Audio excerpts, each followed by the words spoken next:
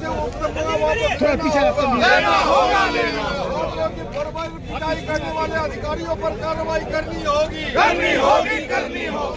Inter और matric exam नहीं है कि 2 परीक्षा केंद्र रद्द होगा और 2 परीक्षा केंद्र पर जारी रहेगा पुराना परीक्षा। इसलिए बिल्कुल ये प्रतियोगी एग्जाम है।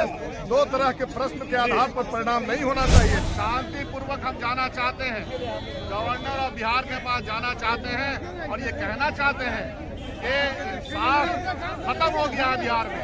दुर्भाग्यपूर्ण है नीतीश जी की सरकार, भाजपा की सरकार नौजवानों को, विद्यार्थियों को इंसाफ नहीं दे रही है। पुलिस ने जबरदस्ती रोकने का प्रयास किया है, इसकी जितनी निंदा की जाए कम है। बिहार में लोकतंत्र नाम की कोई चीज नहीं है। खामोशी और गूंज, बिहार में जो इसका जो तालमेल चल रहा है वो देखने को मिल रहा है और अद्भुत देखने को मिल रहा है। एक तरफ सरकार खामोश है और दूसरी तरफ अभ्यर्थियों की गूंज उठ रही है और अब विपक्षी दल भी सड़क पर उतर चुका है। तमाम विपक्ष के बड़े विधायक, बड़े नाम सड़कों पर है। वो लोग विधानसभा से राजभवन कूच कर रहे थे, रोक दिया गया है। जी हाँ, विधायकों को रोक दिया गया है। हम लोग लगातार बात करते हुए नजर आए, क्यों उतरे हैं सड़क पर और क्या मंशा से उतरे हैं और क्या मांगे हैं उनकी सिर्फ एक मांगे थी अभ्यर्थियों को लेकर के। और आइए आपको दिखाते, तस्वीरें दिखाते हैं किस तरीके से रोका गया। पुलिस की घेराबंदी हो चुकी है यहाँ पर और तमाम विधायक को, चाहे बड़ा हो या छोटा हो, भाजपा हो या कांग्रेस हो, सबको रोक दिया गया है। आइए पहले बात करते हैं विधायकों से और क्या कुछ नजरिया है उनका और अभ्यर्थियों का जो भविष्य है और नीतीश कुमार जो खामोश पड़ी हुई है क्या कुछ कहते हुए नजर आ रहे हैं। पहले आइए जानते हैं। देखिए, साफ तौर पर आपको दिखा दें, कांग्रेस के बड़े नेता है ये, इन्होंने साफ तौर पर ये मार्च कर रहे हैं। यहाँ पर प्रशासन द्वारा साफ कह दिया गया है कि राजभवन जो है प्रतिबंधित क्षेत्र है। हम यही रवैया है प्रशासन का। शांतिपूर्वक हम जाना चाहते हैं, गवर्नर और बिहार के पास जाना चाहते हैं और ये कहना चाहते हैं कि इंसाफ खत्म हो गया बिहार में। दुर्भाग्यपूर्ण है नीतीश जी की सरकार, भाजपा की सरकार नौजवानों को, विद्यार्थियों को इंसाफ नहीं दे रही है। अगर ये परीक्षा एक जगह कैंसिल नहीं होती, क्या कारण था? एक सेंटर को आपने कैंसिल किया। अब रिजल्ट अगर निकालेंगे उन बच्चों का क्या होगा? तो आपको मिला करके एग्जामिनेशन लेना चाहिए और चुस्त दुरुस्त तरीके से एग्जामिनेशन लेना चाहिए। प्रशासन का फेलियर नहीं होना चाहिए। सड़क पर रोका जाना, राजभवन जाने से रोका जाना, विधायकों को रोका जाना, बड़ा सवाल। यही रवैया है। बिहार सरकार, भारत सरकार के साथ ये भाजपा जदयू अहंकारी हो चुकी है। इनके अहंकार को जनता तोड़ देगी आने वाले दिनों में, बता रहा हूँ। छात्र जब आते हैं तब उनसे पूछिए, छात्र जब आते हैं तो उन्हें रोका जाता है, विधायक आते हैं तो उन्हें रोका छात्र जाता को है। पीटा गया। अब हम लोग के ऊपर जो रवैया होगा, एक छात्र ने आत्महत्या कर ली है, जेल में डाल दिया गया। जो करना है दमनकारी नीति इस सरकार को करना करे, हम लोग रुकने वाले नहीं है। विपक्ष क्यों एकजुट नहीं है? विपक्ष एकजुट क्यों नहीं है? वो तो हम लोगों ने, क्योंकि कल ऐसा घटना हुई थी तो हम लोग इमीडिएटली आ गए। लेकिन जो नहीं आए, सवाल उनसे आपके मुख्य जो साथी है विपक्ष की वो नहीं है। जो नहीं आए, सवाल उनसे। हम लोग आए हैं, हम लोग से सवाल। अब बात कैसे रखा जाएगा? सभी को रोक दिया जाता है, डंडे बरसा दिए, तो बात कैसे रखा जाएगा? बात रखी जाएगी, ऐसा नहीं है। ये कितना दिन तक रोकेंगे? जनता की पलटनियां जब चलेगी तो कब तक बिहार सरकार रोकेगी? रोक नहीं पाएगी। आज रोक सकते हैं, कल को जन सैलाब होगा तो क्या आप उसको रोक पाएंगे? जन सैलाब को नहीं रोक पाएंगे। जन सैलाब बनेगा, आंदोलन बनेगा और ये सब रवैया बिहार सरकार खुद चाहती है, वो करवा रही है।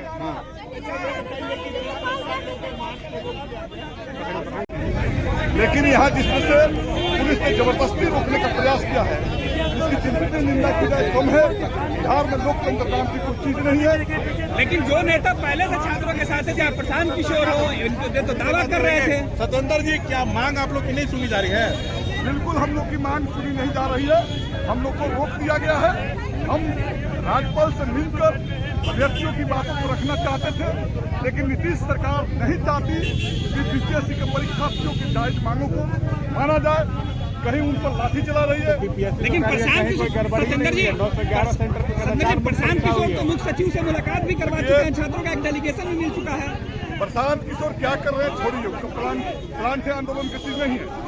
असल चीज सरकार कह रही है कि बीपीएससी में गड़बड़ी नहीं हुआ तो सरकार एक परीक्षा केंद्र का रद्द कैसे कर दिया?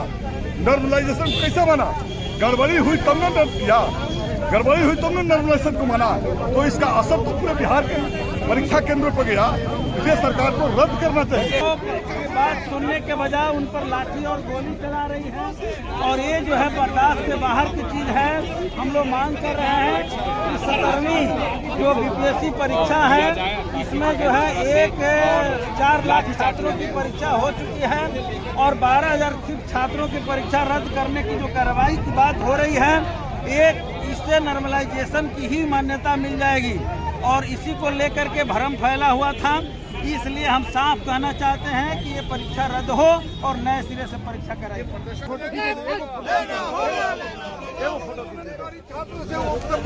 थोड़ा पीछे करने वाले अधिकारियों पर कार्रवाई करनी होगी, करनी होगी, करनी होगी।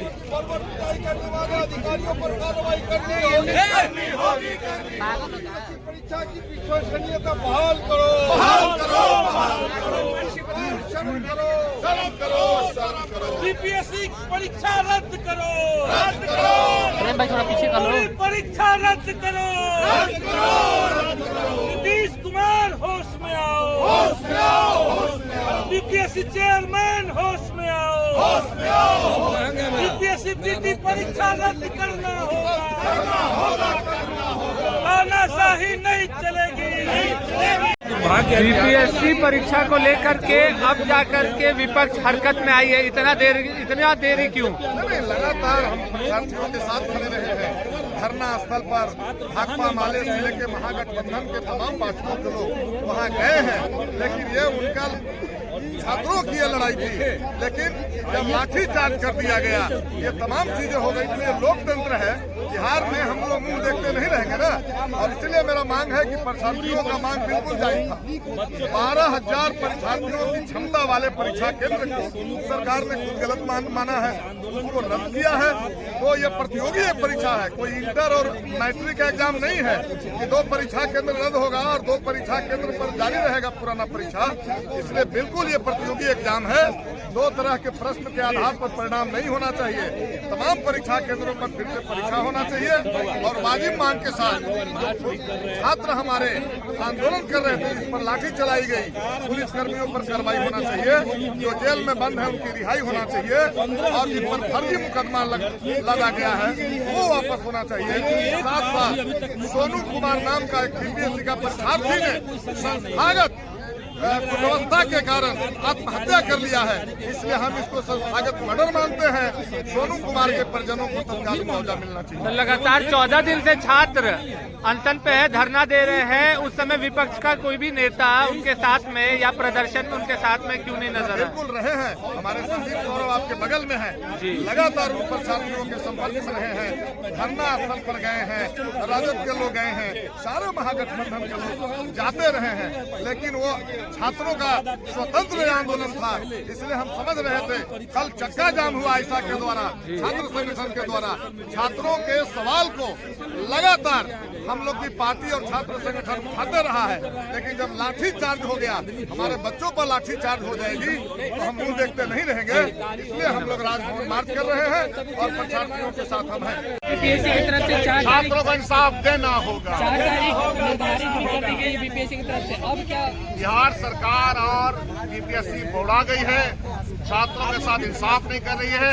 सभी छात्रों का एग्जामिनेशन एक साथ हो और न्याय संबद्ध काम हो, चोरी चकारी बंद हो, एडमिनिस्ट्रेशन अपना काम करे। एक जगह अगर कैंसिल कर दिया, किस बुनियाद पे किया? इसका मतलब है कि आपने गड़बड़ किया है, इसीलिए किया है। क्या लगता है कैंसिल होगी? हम लोग तो अपने डिमांड में हैं और डिमांड पे अड़े रहेंगे हमेशा। धन्यवाद। चुके हैं और विद्यार्थियों और अभ्यर्थियों के ऊपर जो नाइंसाफी हो रही है, सब लोग आज ही तो वहाँ